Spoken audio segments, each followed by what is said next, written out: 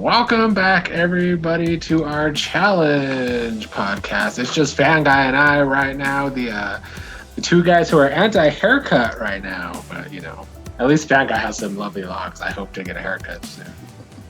Channeling my inner John Stamos. I feel it. Hopefully, people are listening now. We are on like 15 different podcast sites, including Apple, Spotify, Stitcher, Google. Hoping to get into more, working on it. We'll see. Anyway, how did you enjoy this week's episode? I did not enjoy this week's episode. I mean, okay, so I enjoyed the episode itself. I did not enjoy the end result of the episode. It was a hella entertaining episode. We had to kind of know it would be from the fallout. Yeah. With everything with Fessy. So I really liked the episode. I just hated seeing one of the front runners get eliminated in kind of a Bush League fashion. So let's start with downs. Who went down for you this week? Tori went down. No, I guess. I mean, I think processing it all, the person that really, I'm actually going to say that I'm gonna echo last week and say maybe no. Josh went down. And maybe that can be said for all the Big Brothers. Like the Big Brother Alliance kind of took a hit, I think, this week. And then up all the other non-Big Brother, like all the not people tied to that. I think the small girls, the rookie girls, went up. Yeah, they formed that non-threat alliance, and it seemed to pay off this week. Yeah, they went all the rookie girls that I can't stand because they have no personalities and they all are very much the same. They all went up because they have decided to band together and have a really weak final this year. I mean, I think they could be called Big T's peasants. I think would be a good dude. I like that. I like that because Big T's the only one of that group that's like larger than life. Like she brings it.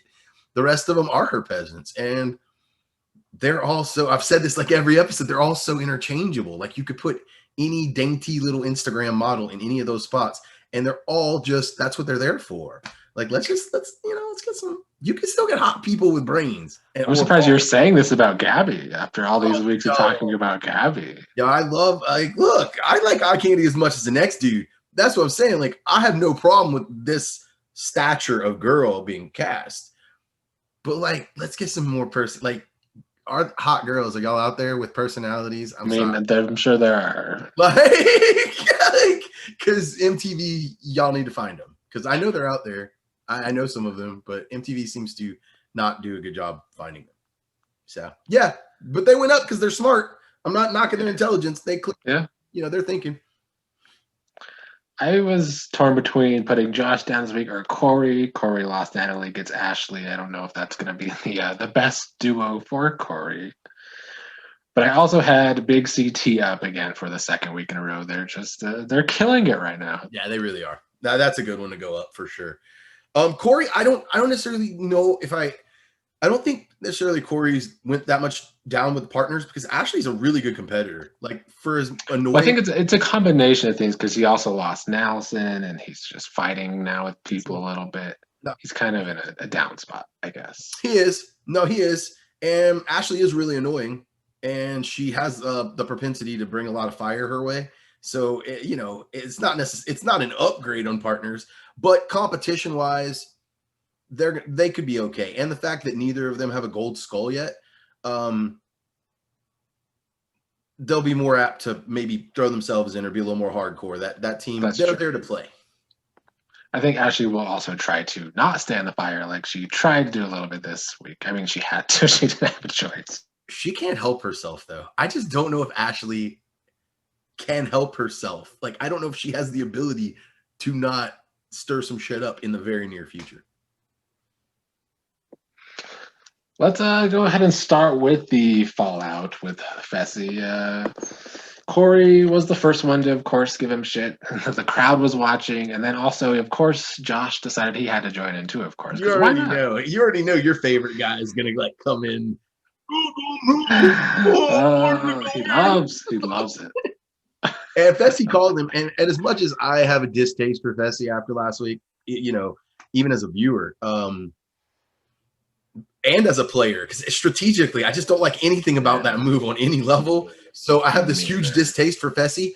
I still will give him his due that he did fairly call Josh out there, because Josh was coming at him. He's like, Josh, you never want to go in. Don't come acting like you want to go in. You never want to go in. So I will back Fessy up on that statement, because it's true. Josh is like the ultimate poser when it comes to that. Like, I told you to throw me in. Josh, you were shitting bricks. You didn't want to go down there. I agree. Fessy was definitely dead on about that. And also the statement you said last week about Josh, about picturing him in a diaper. That's all I pictured him right off the bat in this fucking first part of the episode. Dude, I'm telling you, that's just how he is. Like, he's just really emotional. Like, you can tell he's got a good heart. Like, you really can. You can tell his heart's in the right place. He's just a fucking moron. Like, there's just no other way to put it. He's just like a baby.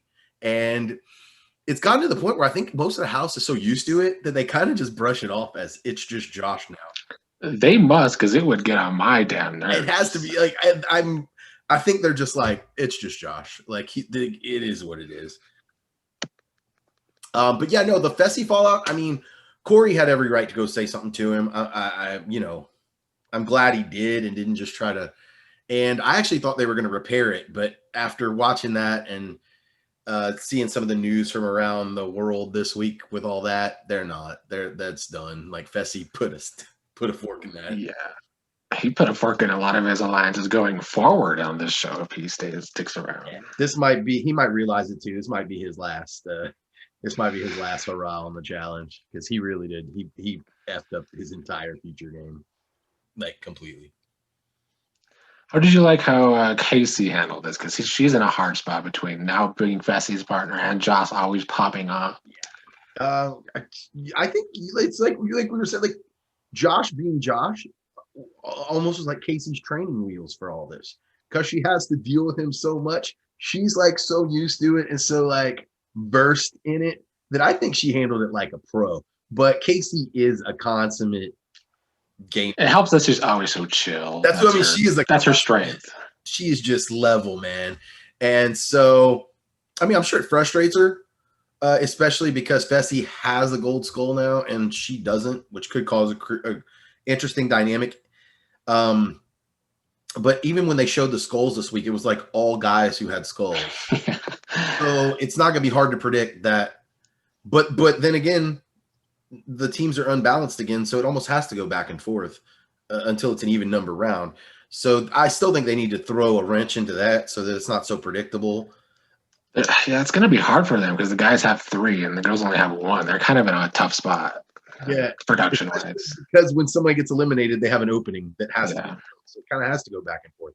That's just injuries, man. But no, I think Casey's actually in a really good spot because Tori went out, and I legitimately think that of the girls, the only girls that are a threat to possibly win the whole thing is like Casey, Lolo, maybe Cam, if she came correct. I think those are the 3 that I see as the favorites. Like, Tori was kind of the front runner of the girls, and now Natalie's gone too, who was another front runner. So this was huge for those 3 girls, because now those 3 that we just named, the Cam, the Lolo, and the Casey, those 3 have, and I know that term layup gets thrown around too much, but they have an easy path forward. Yeah, they need to now try and get their skull. I think it's about time, because they have people around that they could go against. We might as well talk about it. We talked about it a little already, but the rookie girls forming that alliance. I was surprised their head was in the game, because small Amber last week, she just seemed like she was there for drama. But this week, there were some skills there with socially. Yeah, Big T, man. I think it's Big T. I really do. Or I think it's CT maybe not influencing, but like Big T's been around. She's had some mentors for the past. Yeah, she's been mentored by Wes, Bananas, and now. She's got them all in. Big T knows the game, and so she rallied the soldiers. She's like, these are my people. I'll just rally all the newbies. And she has.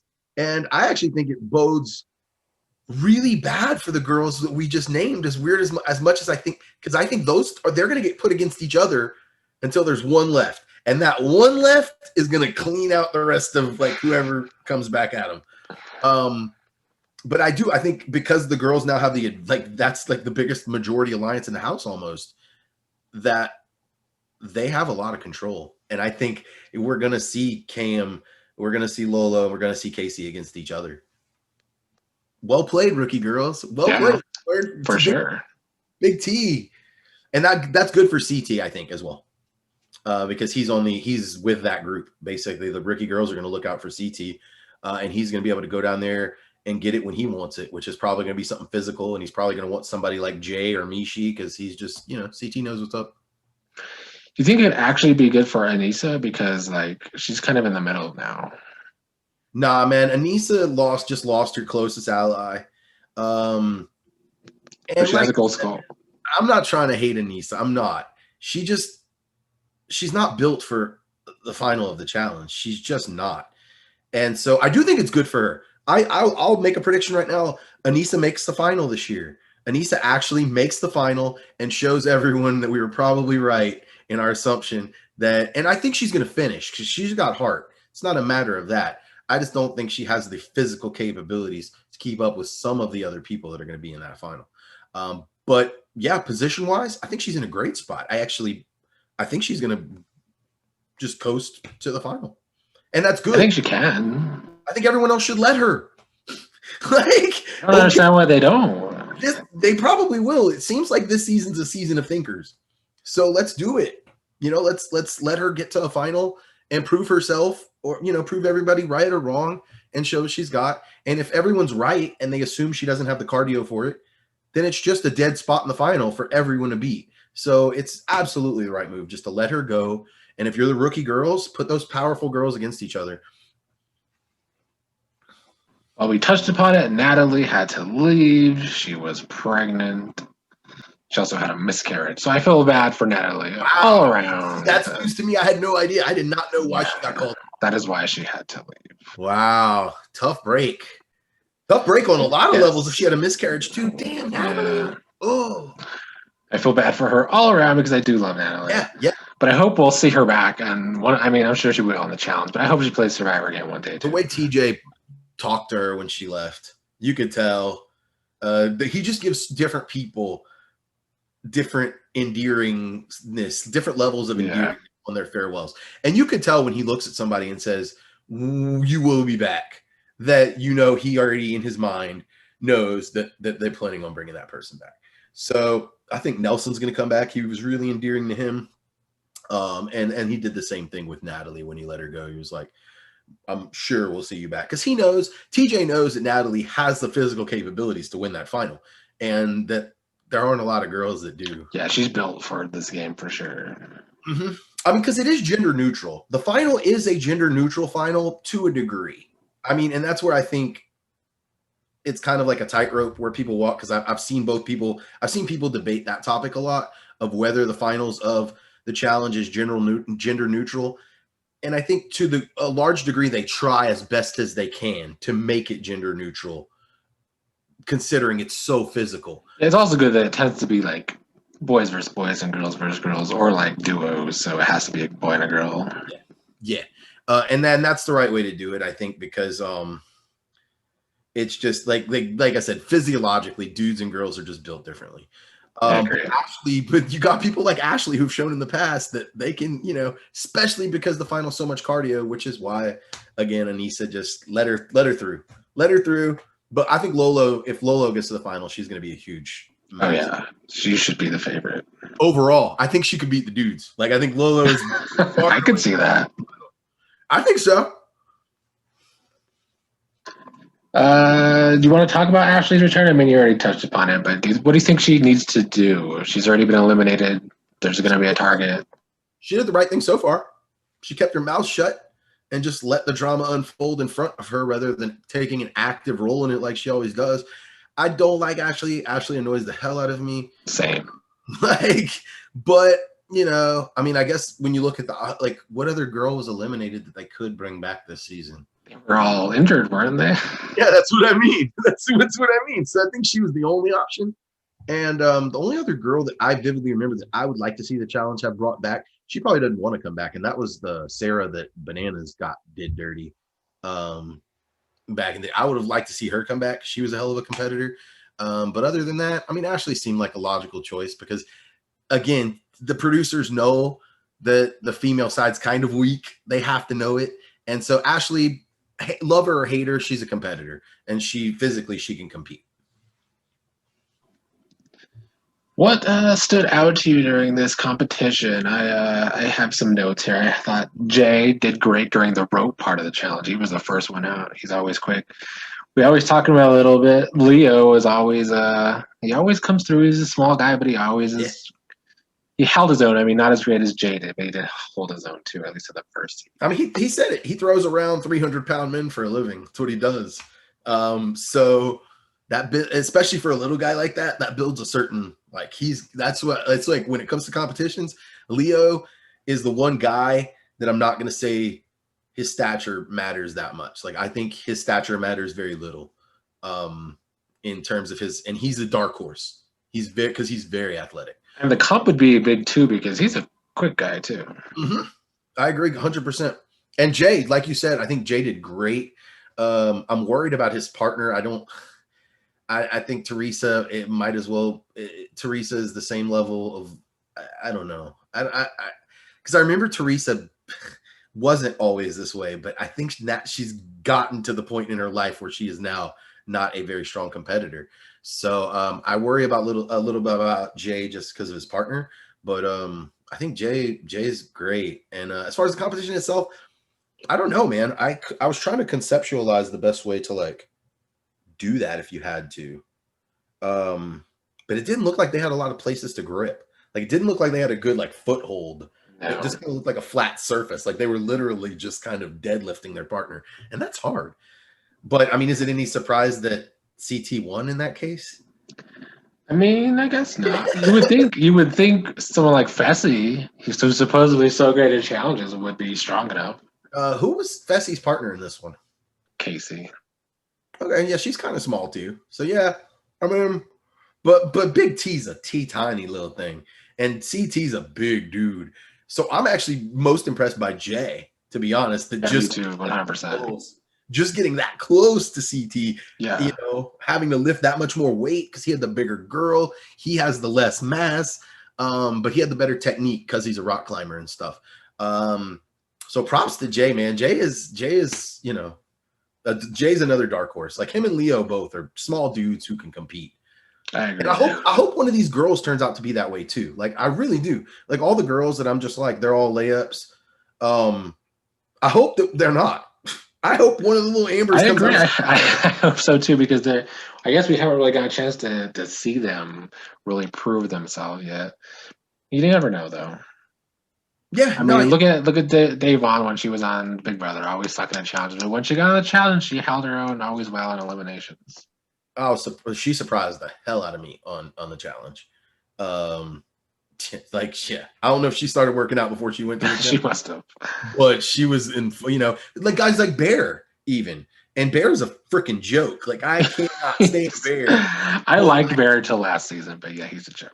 He's a joke, but competitor-wise, and it kind of even like Kyle. A lot, Kyle.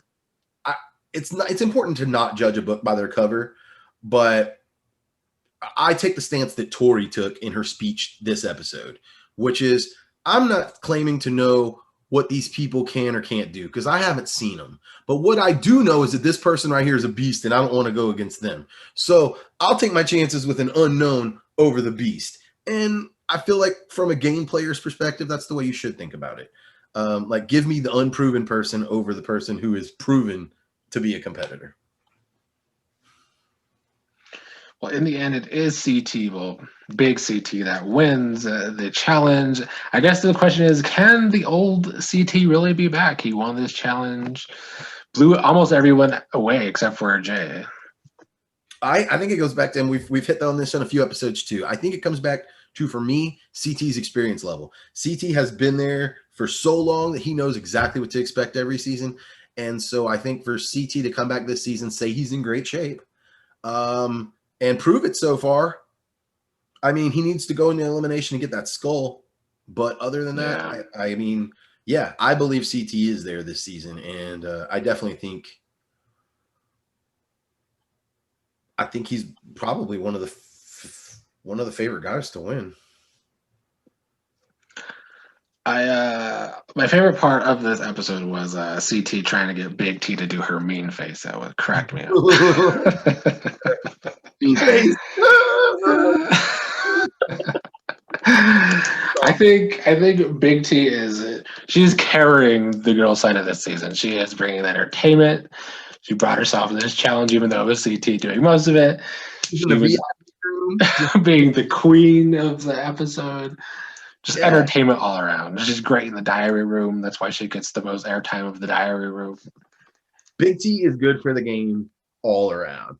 Yeah, she really is. Especially because Tori was one of the only other girls that Tori, Cam, and Big T for me, and I guess Casey, but like you said, Casey's so chill that her big personality doesn't come out. But like other than like there's only a handful of girls that even make a blip on the screen when they talk, and Big T commands it. Like she commands the attention of everybody and everything she's around. I think she is a breath of fresh air. I love her so much. I agree. I think it's their best casting from UK. Yeah. I still like Kyle, even though you don't. I mean, he's definitely. I went from liking Kyle to not liking him to I kind of like him again. He's won me over again this season. So he was just a waste of space last season. Yeah, he does that some seasons. You're right. He really is up and down. But I think without Cara Maria there, yeah, I guess it gives him less of a storyline last time. Because there's always going to be that tension. Always going to be that tension. Let's see. We talked about Big T playing Queen, and she had a plan. She set a plan in motion to take out an enemy, which she saw in Tori, and put her up against her best friend in the house, and pulled it off. So I mean, props all around. I'm not as big a fan of the plan. I'm a big fan of the execution. And I'm a big fan of the fact that, like, when those votes popped up, even they're like, damn, that's like everybody. Yeah. Like, there was all but one or two people. So I'm a big fan of the execution. And again, I'm just not a results-oriented guy. Maybe it's the poker player in me. You're never going to hear me say that because this ended up this way, it was the right thing to do. I look at the whole thing, and just because something ends up a certain way, I don't necessarily think it's the right move. I don't think Anissa's going to beat Tori in very many competitions. And as a matter of fact, I don't think Anissa was going to beat Tori in this one if Tori didn't have so much trouble pulling the damn thing over that hump, because you saw how much Tori caught up in such a little amount of time. If her plan was to get Tori out, I don't think it was a great plan. I think she just lucked out that it worked. If her plan was to get Anissa out, then yes, it was a good plan. But then it didn't work. But then at least I think it was a good plan. Because I don't think Anissa and Tori are on the same level. But I think every single person in that house is elated that Tori's gone. Oh yeah, probably none more so than Devin, apparently. Yeah, and probably the person who's least happy to see her go is the person who just beat her. Yeah, like that is like. I mean, that's kind of why I like the move, though. It's a bit sadistic in a way. And coming from Big T, I think it's funny. No, it's a great move. I mean, and you break up that duo because it's two returning. You've got the Rookie Girls Alliance. I'm just saying, if your point's to get Tori out, don't bank on Anissa being able to pull that off 9 times out of 10. Because she's not going to beat Tori. She's going to beat Tori 1 out of 10 times. It just happened that the dice landed on that perfect, 10. Now, I saw on social media the question: does Tori's game suck without Jordan? No. Her taste in men is terrible, Bessie and Jordan. But no, her game, I think she was fine, and because I think a lot of people actually had her back. Even Big T said it whenever she was bringing the whole plan together. She said, "I don't think I can get the House votes to get Tori in there." And that, I think, even shows you, because Big T's the queen of the castle right now, and she even knows or realized how interconnected Tori was with so much of the house. So no, I actually think Tori's game is better without Jordan.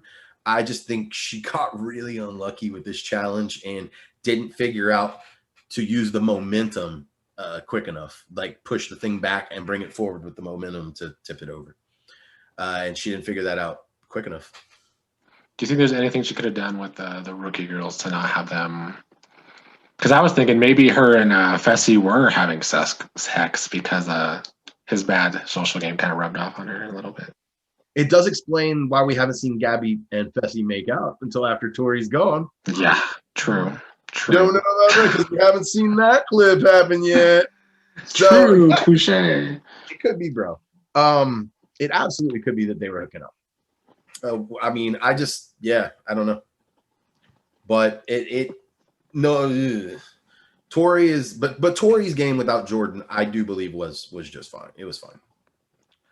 Yeah, I think Jordan just makes him more of a target anyway. Yeah, but she kind of channeled. That's what I was thinking of a minute ago. She kind of channeled her inner Jordan a little bit because what she was rubbing all the rookie girls wrong with was her ego, which is exactly is notoriously, known for. So you can think people are layups, and they probably are, but don't say it to their faces. Like that's just poor social game. Period. Think what you want, say it what you want to your people you can trust, but like don't tell people to their face, I think you ain't shit, because they're not. Then they're gonna find a way to get you without having to get you themselves, and that's what they did. Well, in the end, it was Aneesa versus Tori. Aneesa wins. I mean, I think Aneesa does deserve some credit for winning that challenge. Oh, for sure. I don't think Aneesa is like I legitimately think Aneesa could beat a lot of the girls that I was just talking about in a lot of competitions. So I don't think Aneesa is like a layup the level of the Ambers or the Gabby at all. I wouldn't classify Aneesa as a layup. I just don't think Aneesa has what it takes to run the final. But in a competition like this, because you could even tell in this one how gassed Aneesa was getting towards the end. Like she was real gassed, and Tori almost was able to somehow take advantage of that. So no, props to Aneesa. I mean, and she will do well in any challenge that's more strength based, and this one to a degree was. So no, super props to her. You can't take anything away from her. I think if they ran that exact competition 5 times, Tori would probably win it 4 out of 5. Maybe. I'll say 3 out of 5. Especially if she could go back with the knowledge of how she lost this first one and make sure she gets it. Because if she gets that thing over the hump at the same time Aneesa does, Aneesa's not winning. Like, I will say though, there seemed like there was a point towards the end though where Tori was also starting to gas out because her throws were just not there. Yeah, but I think she burned a lot of her energy trying to just dead pull it over. And then that was whenever, I don't know who on the peanut gallery, it was one of them that actually helped her, that convinced her, and I don't remember who it was, but they convinced her to push the cart back and then bring it back forward and use all that momentum. And that's the thing though. Jordan was there. He would have told her to do that a lot sooner. Sure. And, so in that, to that degree, her game was weaker without Jordan because she didn't have coach. Sure. And then to top off the episode, we have Aneesa stealing Fessy back, which I kind of didn't get, but I mean, because who wants to be teamed with Fessy right now? I think it's actually not as bad a move as I've read people say it is on social media, simply because I think nobody's going to fuck with either of them, even though Fessy, it may be Corey. Maybe Corey, if he knows it's a guy's day and it's like, I'm going to get revenge. Other than that, I don't see any team even wanting anything to do with them. So I think by Aneesa planting her flag next to someone who has a gold skull, she has a gold skull, I think that team is going to be pretty much, I think both of them are going to coast to the final from here. So actually, I think it was a good move because of that. Anything I did not touch upon? Not that I can think of. I guess one thing I think I wanted to mention was there's been comments already about Lolo. I just don't see her getting a skull because they're like, oh, we don't want to go against Lolo. Nobody wants to go against Lolo. I fear that nobody's going to go against Lolo. I think Lolo will throw herself in if she gets a chance. I Yeah, actually, that's true. That's true. I give it believe to that. I believe if the first time Lolo and them win a challenge on a girls' day, I'm highly confident Lolo will throw herself in against one of the weaker girls to get it. I do agree with that. Yeah. It's just whether she gets the opportunity to. Yeah. I agree with you. If they don't win the opportunity to throw themselves in, nobody's throwing them in. Unless it's a situation where they want Lolo to take out Cam or something like that. Like it'll be Lolo Cam or Lolo Casey. And then it's a weaponized Lolo more than anything else. One thing we might get with her, judging by the preview next week, is an argument. She was a little fired up in one of the clips, I think, with Teresa. Really? I didn't see the preview for next week, but that sounds interesting because Teresa's so I don't know, invisible, like not there. Like there's like half the cast just doesn't even see they're there. And I know it's tough. Like I get the editing, you can't get everybody in there for every. And there's so many players on this show. Yeah, I mean I get it, but I think a lot of the people who aren't getting shown as much, it's because they aren't as interesting, or they like. I mean, they just aren't as interesting as the other people. Yeah, they can at least bring some drama. So hopefully Teresa does that. And I've been waiting for Lolo to pop up. If there's drama with those two, you can almost be assured it actually has to do with one of them getting voted into a challenge by the other or something like that. So I would anticipate one of those two teams is hitting the elimination floor this week. Any predictions you want to make for this next episode? That one right there. I think based on your observation from the. Do you think it will be a girls' week or a guys' week? Who's the free agent right now? It's a guy. Devin. So it's got to be something to free up a girl. So, if you need to free up a girl, you need to get rid of a guy, right? So yeah, I think it's going to be a guy's elimination. So do you think Jay could be in trouble? Yeah.